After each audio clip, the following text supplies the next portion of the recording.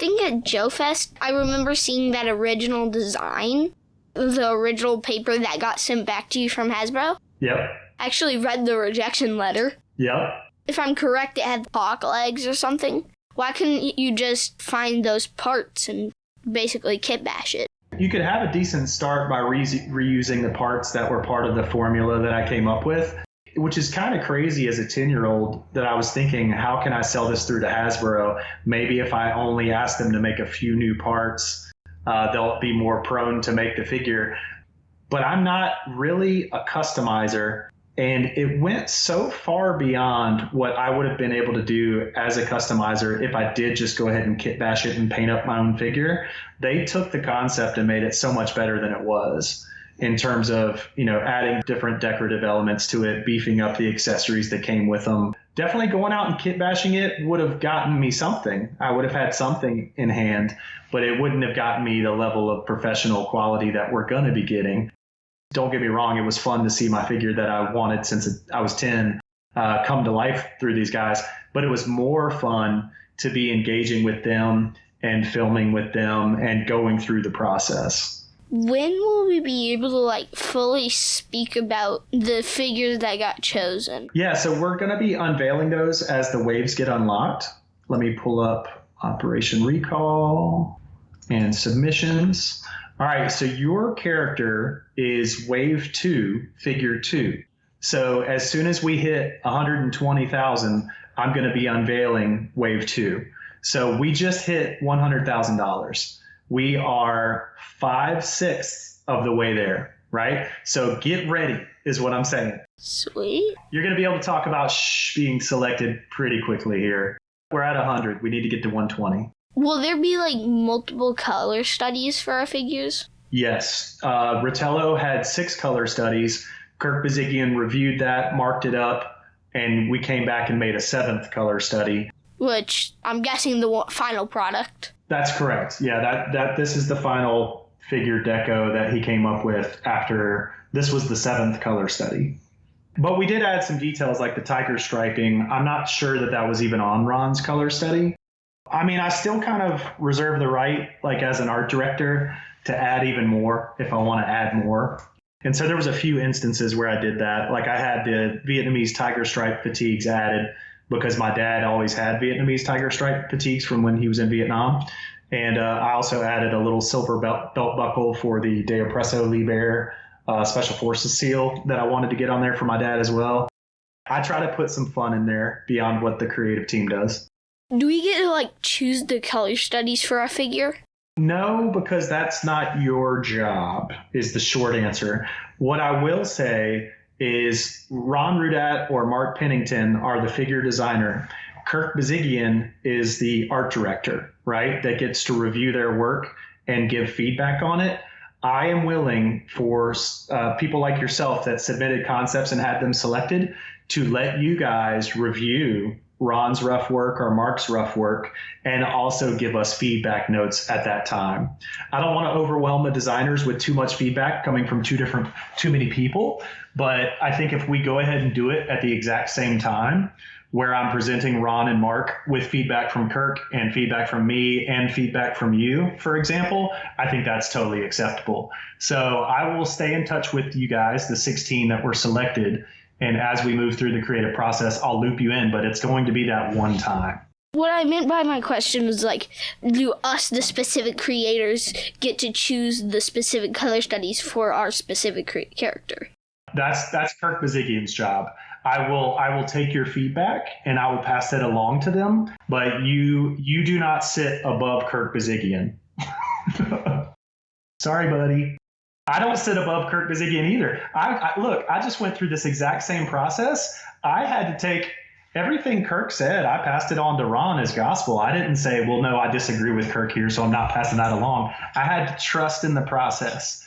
Because I remember of the 6 color studies that Ron submitted, I loved one of them and wanted it to be made just like that. But Kirk gave us feedback and wanted to combine several, and we ended up with something else. And I've gotten a lot of compliments on Rotello's color scheme, so I trust that Kirk did the right thing. Yeah. Will we get the color studies after they're used or something? I call you guys the concept creators. I've had another concept creator come to me with a good recommendation, which was if I could provide prints to you guys of that stuff so you could keep it, that'd be cool. I'm totally fine with doing that. If you've looked at the campaign and if you scroll to the bottom though, we're selling pre-production as these priceless one-of-a-kind artifacts. So every step of Ron's process is available under one pledge for each figure, right? So for example, for which actually is going to be a Mark Pennington character, you'll be able to buy, and this is not a pressure situation, ask your mother and father and don't put any pressure on them, but the figure designs, the original sketches, the markup by Kirk Bazigian, the revised artwork, the color studies, the presentation artwork, all of that's going in one bundle called Mark Pennington design process, whatever, pre-production. And then another pre-production item is the painting that's going to be created by Doug Hart for each of these characters. Like random people from the public could get it, or just the creators? First come, first serve. Now, what I did, one of the concept creators expressed an interest, like, hey, when you go live, let me know so I can buy the character art for my character. And so I did that. And so he did buy that. Okay. And that's really just to offset the creative budget, because up front, out of pocket, we're paying around $8,500 for, all the illustration work, the painting work, the package work, the file card, the art design, the art direction, etc. So that's a way to offset $3,000 of that cost. Will there be like file cards on the back? Oh yeah, written by Larry. Do we get to choose the file name and stuff? I reserve that right for Larry as well. But whatever you guys want to provide him with, you should get into me sooner than later. It should have been part of your submission. So if you still want to get some additional information in there on you need to do it quickly. Yeah, I submitted that stuff. Sweet. Then you're good to go. It'll go to Larry.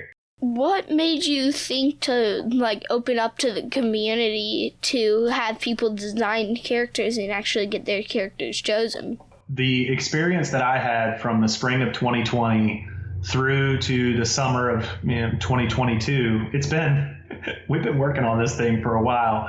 But there was so many different steps with so many different people involved, and it was a longer process because of, I was driving things around through COVID and things like that to shoot with everybody. We won't be doing that with every single figure going forward. Long story short, it was such a pleasant experience for me to watch a concept that I had as a kid come to life through the hands of these creators that I wanted other people in the community to have that awesome experience. You're not going to forget this. You're going to grow up thinking about, man, I had the actual creators of G.I. Joe take my figure idea and flesh it out, and now I can hold it in my hands. That's unbelievable. And to me, you're the reason that I did that. You're the reason I came up with this. That moment when I met you and you realized yours was selected and everything, that was the most special part of Joe Fest weekend for me, was meeting the four of you that had your concept selected. Y'all were all just so happy. It's just me trying to share the love, man, share the joy. The experience that I had was so amazing. I want you to have that experience. How long will it take for us to get the figures? Manufacturing, as you know, is a long process, and we're not even starting manufacturing until we go through the creative development process with the creative team. So that process starts now, right? Because we're knocking on the door of funding the first wave, so they can immediately start on the first wave. I'm relatively confident. We're steamrolling. We're going to do fine. What we have said on the Kickstarter is that we're looking at winter of 2023 for product to be in hand. But this isn't going to be one of those Kickstarters where you're waiting a year and a half with nothing happening.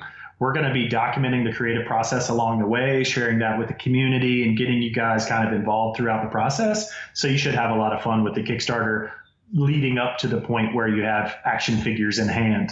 Also leading up to having action figures in hand, we're planning on having the Blu-ray and the book done by the summer of next year, right?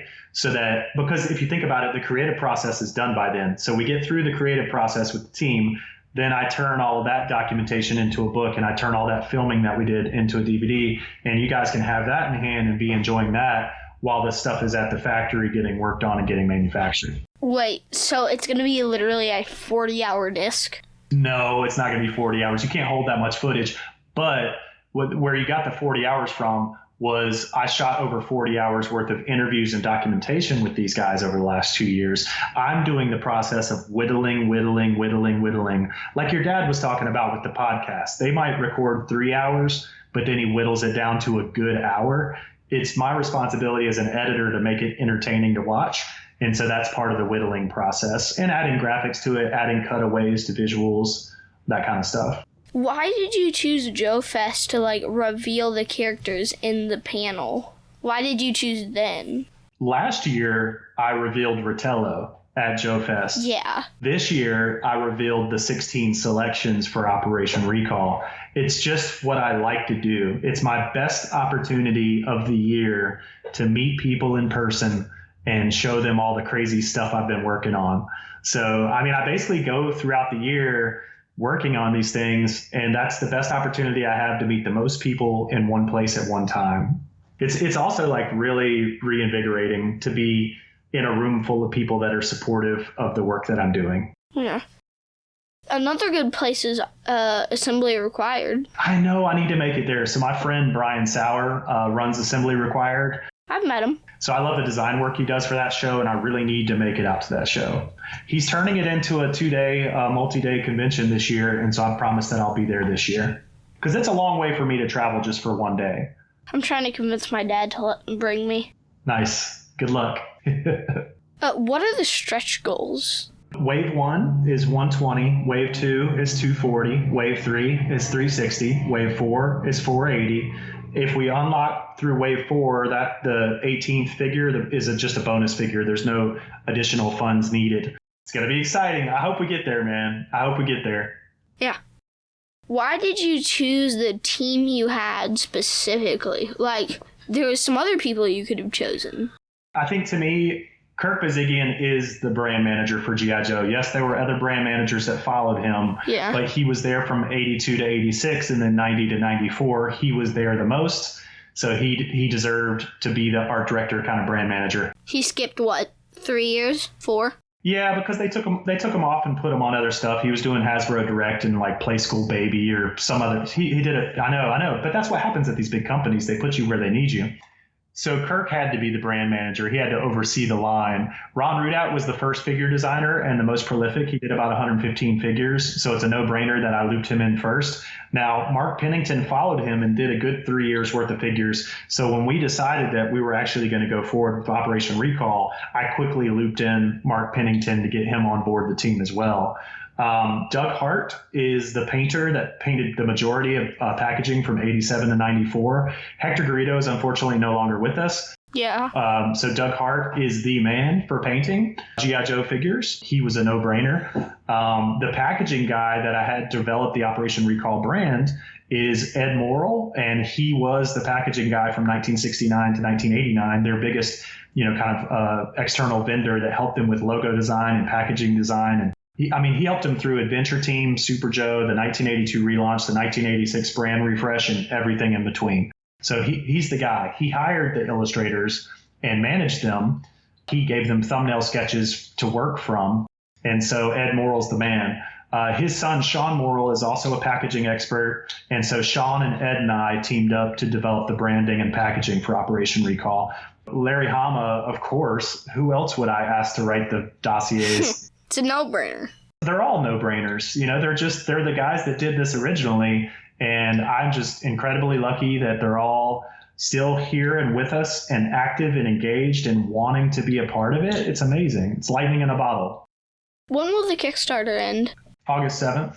So I wanted to give it at least 30 days. I honestly got this Kickstarter in last Friday, but Kickstarter had taken Friday off because they're doing 4-day work weeks, and then they were off for Monday for the July 4th. I really, really wanted this to go live over July 4th weekend, and we just missed it. But they got me live 2 days later. No complaints.